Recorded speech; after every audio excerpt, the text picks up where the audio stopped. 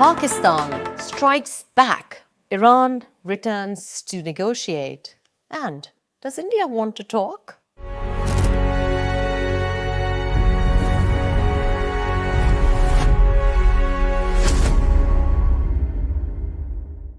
Pakistan is being celebrated on the world stage for resolving the US-Iran conflict. During this conflict, the ports of Karachi and Gwadar have seen unprecedented traffic diverted from Dubai here.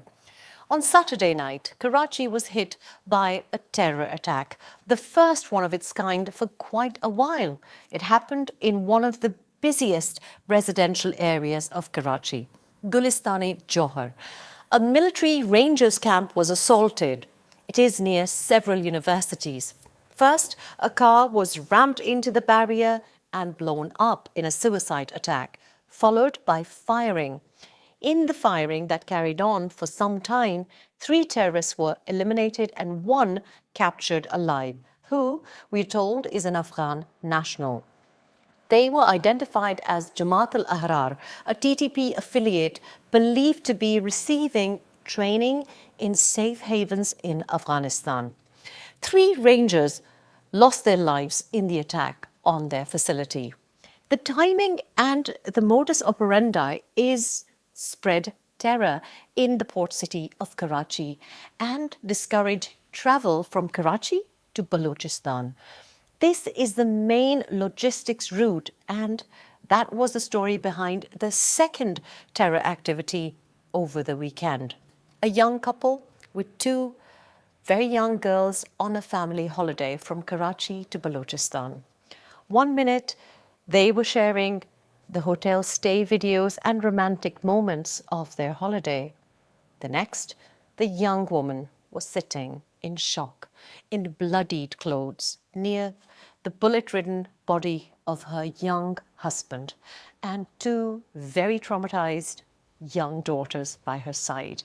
The woman had also received 3 bullets but had survived. The young man worked at a mobile phone market in Karachi. The story has struck fear in the hearts of families from Karachi, who frequently travel to Balochistan for the beautiful beaches of Kun Malir and Gwadar. And that's exactly why these attacks happen. Visitors and workers are targeted, especially those who are from Punjab. This was a couple who were misled by Google Maps and took a wrong turn. But the wrong turn here are those who were complicit in supporting a racial divide through their political activism.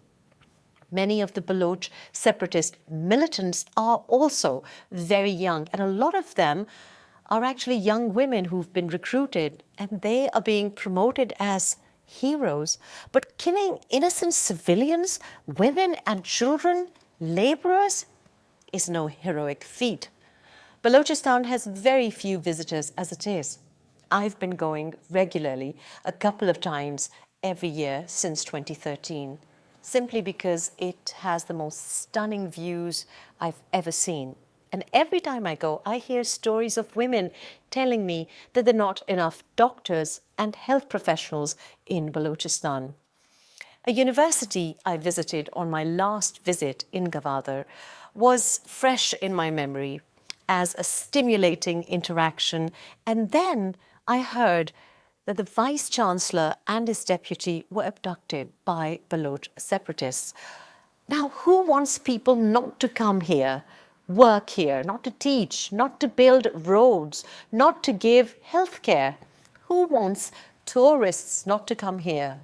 The argument that the state is stealing our resources falls flat because no work is allowed to be carried out because of these very terror activities. Just yesterday, I was speaking to a logistics firm in Karachi and asking how was work, and he complained that there is no work possible because under the CPEC, the China-Pak Economic Corridor, Chinese companies come in and invest, but the security situation freezes projects and work is on hold. This is a pattern being employed in all border areas of Pakistan: the Afghan border, the Sust-Chinese border, and these port cities, targeted with sit-ins, terror attacks, and targeted shootings. So no one would venture to invest here. And then when there is security beefed up in Balochistan, it's criticized for being militarized. But clearly, had there been a security presence, maybe this young couple would not have met this tragic fate. And of course, it will discourage others from even attempting to visit Balochistan. Pakistan has taken a zero-tolerance approach and has ramped up intelligence-based operations along the border areas with Afghanistan. Pakistan's responded with airstrikes on 3 targets in the Afghan provinces of Paktia, Paktika, and Kunar. 29 terrorists were eliminated. Large quantities of weapons and ammunition were also destroyed. That's what the Information Ministry has confirmed. 4 more fighters linked to the Jamaat al-Ahrar faction of the TTP were killed in ground attacks in the Bajawar district of its northern border province of Khyber Pakhtunkhwa. While the Afghan border is sealed, Pakistan has officially announced the opening of the Pak-Iran border crossing at Jalagi in the Kech district of Balochistan. This is the sort of news some of us who want Balochistan to thrive have been waiting for. Just goes to show what peace and cooperation can achieve. It can stop wars, resume trade, and make the entire region stronger. Diplomacy and cooperating with neighbors brings us nicely to the Iranian Foreign Minister Araghchi and his visit to Baghdad. Abbas Araghchi visited Baghdad hours after Iran launched attacks on Kuwait and Bahrain in response to US strikes on Iranian targets.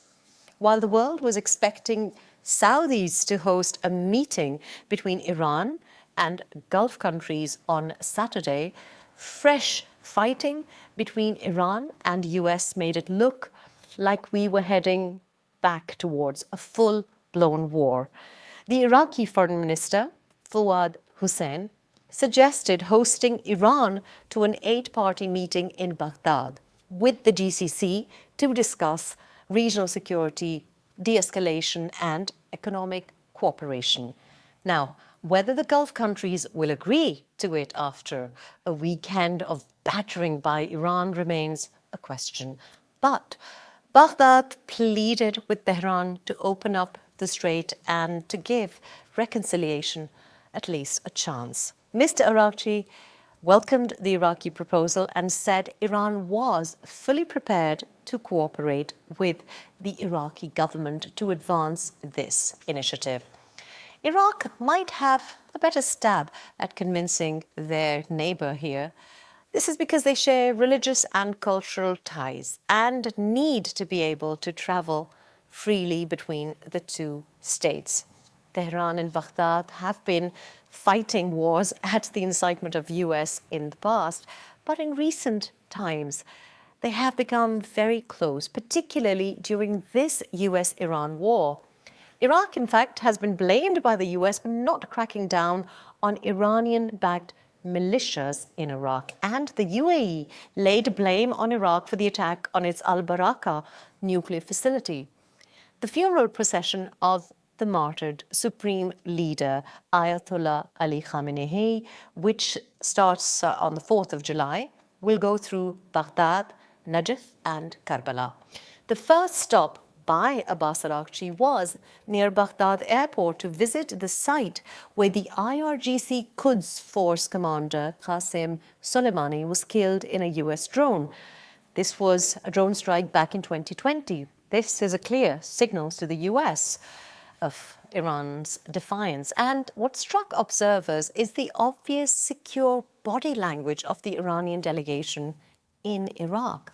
The foreign minister was swarmed by the crowd as he paid his respects at the holy shrines of the grandsons of the Holy Prophet peace be upon him. Mr. Araghchi also met with Iraqi Prime Minister Ali al-Zaidi and discussed the US-Iran agreement and regional developments. Meanwhile, the Iranian Deputy Foreign Minister was in Oman today. Clearly, Iran is very busy negotiating with all the neighbors. Checkmate. And the path forward. Iran holds practical control of the Strait of Hormuz today. With limited resources, it oversees traffic through this choke point in ways that serve its core strategic interests. The smartest move is to accept this fact on the ground and codify it, a negotiated agreement, including Oman and other Gulf coastal states, that could give that control formal recognition. The first meeting has now taken place between Iranian officials and their Omani counterparts in Muscat about managing the Strait of Hormuz. Iran's deputy foreign minister said that the first joint Hormuz committee has met. And this comes after multiple US media outlets claimed that talks between US and Iran will take place this week after a weekend of clashes. Iran demonstrated its defiance and made sure that the world understands that there can be only one approved route in the strait. The southern side, hugging the coast of Oman, which the Americans want to enforce, is being rejected by Iran, targeting ships taking that route. The Lovely suffered because the US could not protect it. One drone slipped in and the damage was done. Force will not resolve this. More pressure or military threats would only choke shipping further and rattle the global economy. Iran does not need the legitimacy. The real beneficiaries would be Washington and every nation that relies on uninterrupted, predictable flows of oil and cargo through the Hormuz. Turning today's de facto control into a formal legal arrangement would create clearer rules, less volatility, and steadier passage for everyone who uses the strait. So Iran is touching base with all its neighbors. Let's go back to Afghanistan. If Iran and Iraq can bury their decades-long feuds and be seen together, perhaps Afghanistan needs to learn a thing or two also. Perhaps supporting terror activities in Pakistan will only cause more airstrikes and the borders will remain closed. Pakistan has made it abundantly clear that it is in no mood to settle for empty promises. Neighbors need to look for dispute resolution, for a stronger global south, and reject an imported agenda to disrupt peace of the region, which is a part of the China containment plan. Afghanistan is accused by Pakistan of being used by India, and the collaboration of India with Israel is an open secret. But India is actually changing its tune, and that's our next story. Checkmate. It's quite telling, isn't it, when Modi-aligned channels and raw-linked mouthpieces suddenly start talking about something that, by definition, is supposed to stay away from the media glare. Back-channel diplomacy works precisely because it's quiet, discreet, deniable, off the books. The moment it's being broadcast on primetime Indian TV and pushed by YouTubers, you have to ask, what's the actual motive here? Because here's the distinction. Indian media keeps blurring. Track 2 diplomacy is unofficial dialogue. Retired diplomats, ex-military officers, academics, talking in their personal capacity with zero authority to commit anyone to anything. It's often open, routine, happens at conferences every year. A back channel, on the other hand, is defined by secrecy, deliberately hidden communication used to test positions when official talks are frozen. Track 2 can be used as a back channel, but not every Track 2 meeting is one. And that's exactly the sleight of hand happening here. Taking a known annual multi-country security conference and dressing it up as a secret bilateral back channel for views and headlines? What's this? What this lays bare is a kind of desperation, an attempt to be seen as reaching out to Pakistan, to claim credit for trying. But goodwill isn't manufactured through media theatre. It comes from rationality, sensibility, and pragmatism, not rhetoric. Let's look at what's actually being reported. Hindustan Times says Indian and Pakistani delegations made up of politicians, retired military officials, and diplomats held Track 2 discussions on the sidelines of a regional security conference in Colombo, organized by the London-based IISS. Delegates from India, Pakistan, the Maldives, Sri Lanka, and the UK were all present. This isn't new either. At least 4 such back-channel style meetings have taken place since the May 2025 conflict, starting in London just 2 months after Operation Sindoor. But notice what India's own officials are saying about it. One told Hindustan Times plainly, India's position is consistent. Terrorism and talks don't go together. And there's no official link to these contacts. So even by India's own admission, this is not formal diplomacy. And then there's Ram Madhav, reportedly one of the Indian delegates named in that very report, who came out and called the whole framing a complete spin to a non-story. He says it wasn't Track 2 at all, just the same annual conference that's always had officials attend, and that he personally only sat in on one session before leaving. Meanwhile, Indian YouTubers and outlets are running the opposite line, framing this as a meaningful thaw, some even tying it to the US pressure on the Indus Water Treaty, with speculation swirling around a former Indian Army chief's presence in Colombo, despite no official confirmation linking him to any talks. So which is it? A secret bilateral back channel, dramatic enough for Indian anchors to suddenly break their silence on? Or a routine multilateral conference some are now scrambling to spin depending on what story serves them? Here's a more grounded explanation worth considering, and it is far less dramatic than the US pressure. With the Iran-US war still ongoing, oil and fuel prices have spiked, and the usual air corridors over Dubai, the UAE, and Qatar have been disrupted.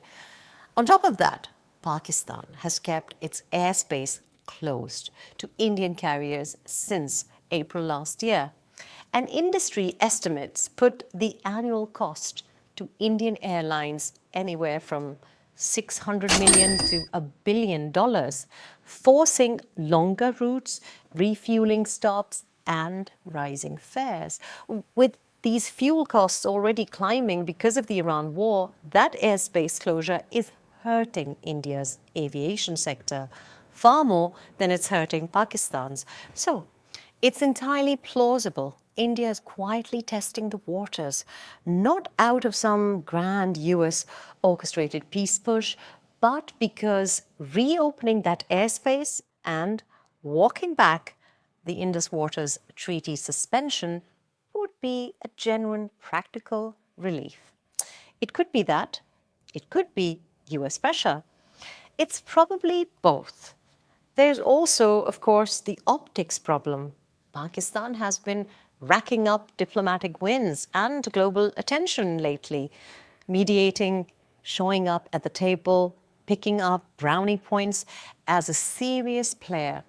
India, by contrast, is starting to look less like a credible negotiating partner and more like the side sitting out of the room.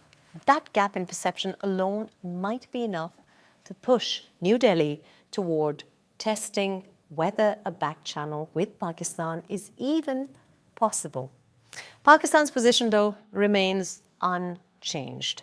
Under the current leadership, it's very clear-headed and very definitive. If India tests us, they'll get a lesson, they won't forget.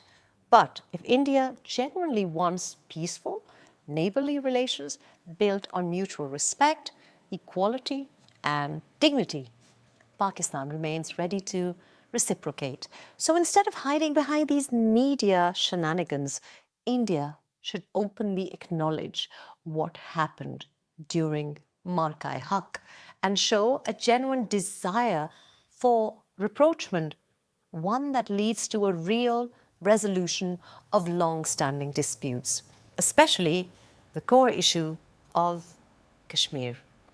Checkmate.